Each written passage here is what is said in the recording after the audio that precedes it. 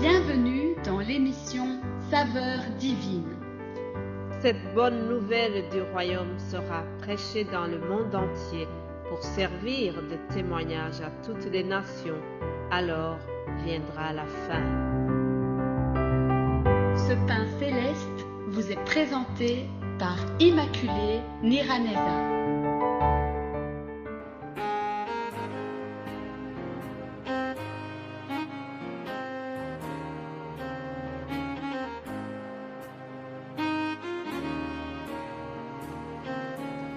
Bienvenue très chères auditrices et auditeurs de cette émission. Que la grâce, la miséricorde et la paix soient avec vous de la part de Dieu le Père et de la part de Jésus-Christ, le Fils du Père, dans la vérité et l'amour. Alléluia. Amen. Chers amis, continuons de rendre grâce à Dieu. Nous sommes déjà jeudi. La semaine se termine demain. Rendons grâce au Seigneur pour tout ce que nous avons pu partager pendant la semaine. Personnellement, je continue de remercier Dieu pour ce que nous avons pu vivre pendant toute l'année qui se termine. Oui, chers amis, c'est une grâce. Je remercie le Seigneur qui nous donne encore la vie. Peut-être tu m'écoutes et tu te dis que tu n'as pas grand-chose pour remercier le Seigneur. Alors, je t'invite à remercier au moins pour tes oreilles qui m'écoutent, aussi pour ce moyen que tu utilises pour pouvoir suivre ce que je vous communique. Ce n'est pas donné à tout le monde. Chers amis, soyons reconnaissants. Il y a toujours une raison de rendre grâce à Dieu. Alléluia. Alors, il se peut que tu nous rejoins pour la première fois. Si tu écoutes cette émission pour la première fois, alors retiens que nous sommes partis de ces paroles que l'apôtre Jean a adressées à Gaius. Gaius est un diacre dans une des communautés dont l'apôtre Jean était fondateur. Alors, contrairement à d'autres épîtres, cette troisième épître de Jean s'adresse à un individu. Il ne s'agit pas d'une lettre qui est adressée à une communauté ou à un groupe de gens. Oui, cette lettre s'adresse à une personne, Gaius et sa famille, j'imagine. Le contenu de la lettre constitue des éloges. Oui, Jean fait vraiment des éloges à Gaius. Pourquoi? Parce que Gaius est un bon diacre. Gaius a une grande qualité. C'est l'hospitalité. Alléluia. Chers amis, la Bible nous invite à exercer l'hospitalité. Donc, Gaius et sa famille recevaient des frères et sœurs chez eux et ils le faisaient avec joie. En quelque sorte, Gaius obéissait à cette recommandation que nous lisons dans 1 Pierre chapitre 4 verset 9. Il est écrit ceci. Exercez l'hospitalité les uns envers les autres sans murmure. Chers amis, faisons attention à ceci. Pourquoi est-ce que la Bible souligne sans murmure? Vous savez, il n'y a jamais de hasard dans la Bible. Si on a souligné sans murmure, c'est parce que Dieu savait que des fois nous exerçons l'hospitalité, mais ce beau geste s'accompagne des murmures. Oui, soyons honnêtes. Comment est-ce que nous réagissons lorsque quelqu'un vient chez nous à l'improviste? Peut-être nous le recevons, mais au fond de nous-mêmes, il y a des murmures en se disant « Pourquoi est-ce qu'on ne m'a pas prévenu ?» Donc, nous devons et exercer l'hospitalité avec joie.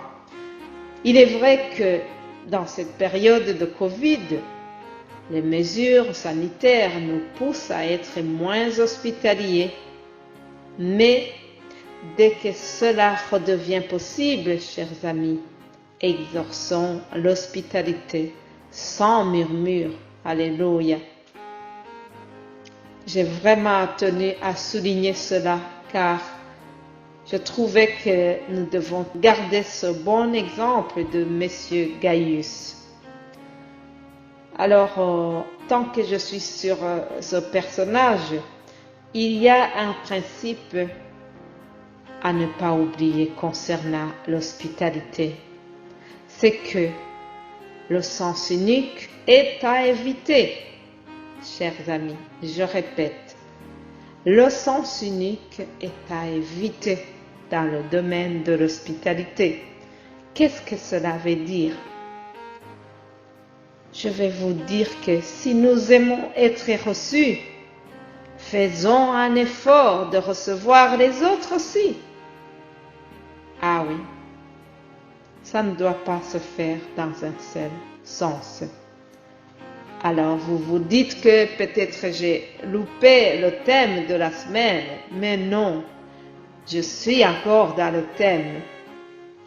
Jean a souhaité à Gaius la prospérité à tous égards. Chers amis, la prospérité à tous égards, ça veut dire la prospérité matérielle et la prospérité spirituelle, bien sûr. Lisons le Proverbe 30 au verset 7 à 9. Qu'est-ce que je lis ici? Il y a une prière. Avant de lire, je voudrais souligner que cette prière, il s'agit d'un homme qui recherche vraiment la sagesse. Il demande à Dieu de lui donner un cœur honnête et une totale satisfaction en lui, ce qui poussa cet homme à éviter les dangers qui sont provoqués par des extrêmes de la pauvreté et de la richesse.